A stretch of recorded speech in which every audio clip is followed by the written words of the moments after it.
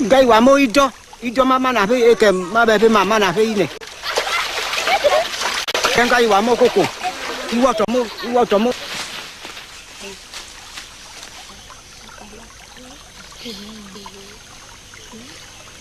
Esa sa Sa. Le yan do go. Wa go. Tita kindangu. Ito be igwangu. Igo se pengu. Manju. Iko ma ba je bako. Iba ya we bu ma lian janga. Iko abum na balina. Pino me pese ngu ne te banga. Banga nga pam ne akpe. Ya go. Banga tita libanko. Libanko libanko. Banga tita ko libanko.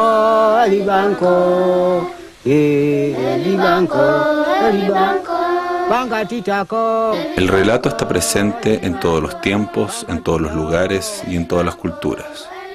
Se expresa a través del gesto, del lenguaje oral y escrito, en imágenes fijas y en movimiento.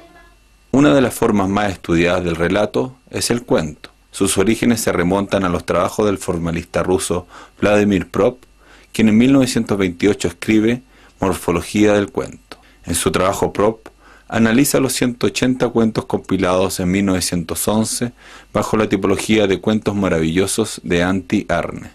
En ellos se identificó que los valores constantes eran las acciones de los personajes y no sus atributos. Estas acciones denominadas funciones se repiten en todos los cuentos y en un orden invariable. Según Prop, hay 31 funciones constantes que se articulan en una intriga maestra expresada en una fórmula. Esta fórmula propuesta por Prop no corresponde a ningún cuento en particular, sino que es la suma de todas las posibilidades existentes en los diversos cuentos estudiados. Sin embargo, todos ellos comienzan con una fechoría, que rompe el equilibrio inicial y que se representa con la letra A en la fórmula maestra y que da movimiento a la historia. Luego de pasar por una serie de funciones o acciones intermedias, la intriga finaliza con el castigo del agresor y o con el matrimonio del héroe.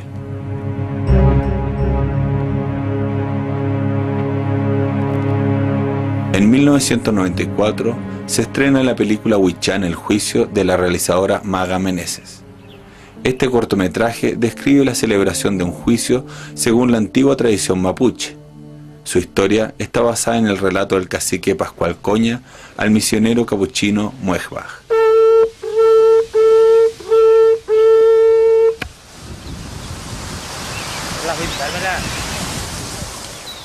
La historia que cuenta Coña es de un robo en el cual un joven con un cómplice roba una vaca y juzgan a este joven.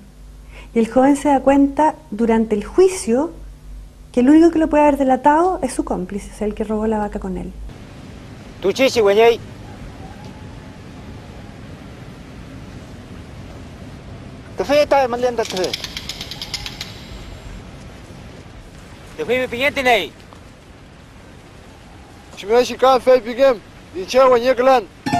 Los que generan la historia es el ladrón y su cómplice, que es el que lo delata, y que son personajes que tal vez en proporción no están en primer plano porque aparecen menos y están, como tú dices, en una cosa media ambigua durante mucho rato, pero son los que permiten la historia, o sea, por ese lado serían como personajes centrales.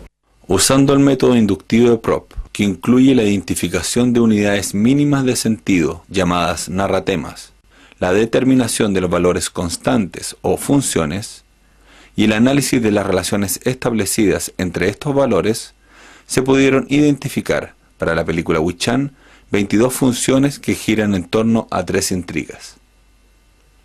La intriga central de esta obra será observada y comparada con la intriga maestra de Prop. La primera función encontrada es la denominada mediación, que se representa con la letra B y consiste en la divulgación de la noticia y la aparición del héroe en escena. La segunda función es la denominada acción contraria, representada por la letra C y consiste en que el héroe acepta la tarea encomendada. En la película, Pascual Coña acepta su rol de héroe buscador del equilibrio perdido. La tercera función es la denominada partida, representada por la flecha ascendente y que corresponde al viaje del héroe en busca de su tarea, en este caso el viaje de Loncocoña al lugar del juicio.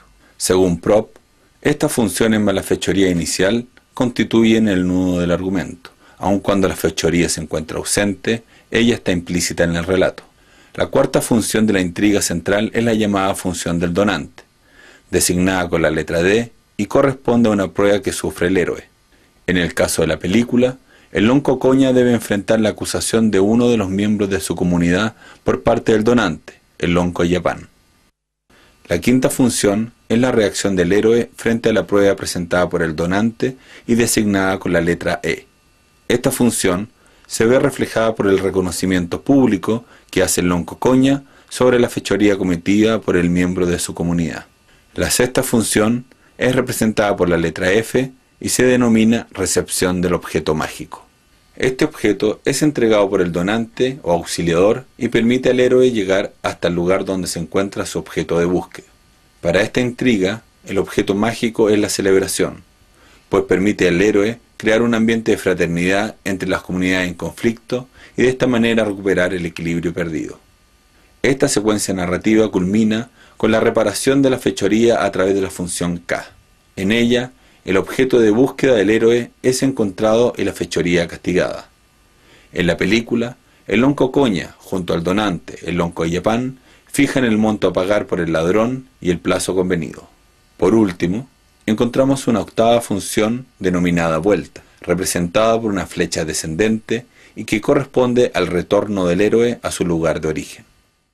En esta película, como les decía, surgió como de una manera muy pura y limpia y sin otras influencias ni otras informaciones de ese relato y de esa realidad. No hay como otros elementos externos que nosotros hayamos querido incorporar ahí para acentuar o crear tensión. Fue nada más que eso, fíjate, estaba todo ahí. Considerando que esta historia proviene de una tradición oral que ha sido transcrita a la literatura y posteriormente llevada al cine, es que podemos señalar que el análisis estructural propuesto por Prop puede ser aplicado sobre cualquier soporte narrativo. Por lo tanto, el objeto de estudio de este tipo de análisis es la historia y no la forma en que ésta es contada. Pero es que tú puedes optar, o sea, yo creo que en este relato en particular, de verdad la estructura está dada de una manera súper cinematográfica, o sea, hay imágenes, está contado con una progresión, tiene el suspenso incorporado y hasta diálogos, como decía la Margarita ahí. Está impecable. Lo único que se le agregó, te digo, fue como este comienzo y este final en un periodo actual para contextualizarlo, porque me pareció que cinematográficamente lo necesitaba, por decirte algo. Pero hay otros casos en que las adaptaciones no pueden ser literales, porque si no, o sea, hay literatura que tú no puedes adaptar al cine de partida, que es una literatura como que pasa mucho en la cabeza del personaje.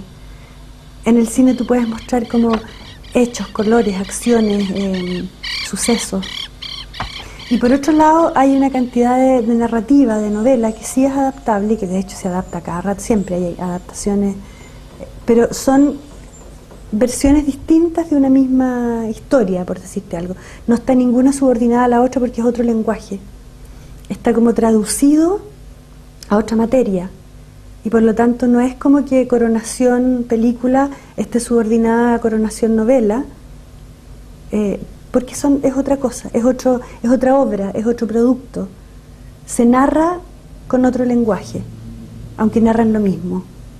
Cuentan la misma historia con algunos otros ingredientes, pero el lenguaje es otro, es el lenguaje de imágenes, de movimiento, de música, de luz. El hallazgo de una intriga, cuya estructura es coincidente con la fórmula de Prop para cuentos de la Edad Media, nos señala una posible uniformidad de las estructuras del relato. Sin embargo, la singularidad material de las funciones encontradas en la película Wu-Chan nos revelan una particularidad cultural, pues el objeto mágico entregado por el donante no es ni una espada ni una lámpara mágica, sino un bien intangible vinculado a la importancia de las relaciones humanas al interior del mundo mapuche. Propone una mirada sobre el mapuche tal como es. No calza con estereotipos. así son, nos muestra tal como son. Y eso puede que sea sorprendente a lo mejor, porque la gente no se detiene de verdad a mirarlos con respeto como personas de otra cultura. Que es gente tremendamente refinada, que de verdad, o sea, tienen una finura en las relaciones humanas, en las relaciones, en el respeto por la vida que nosotros no tenemos.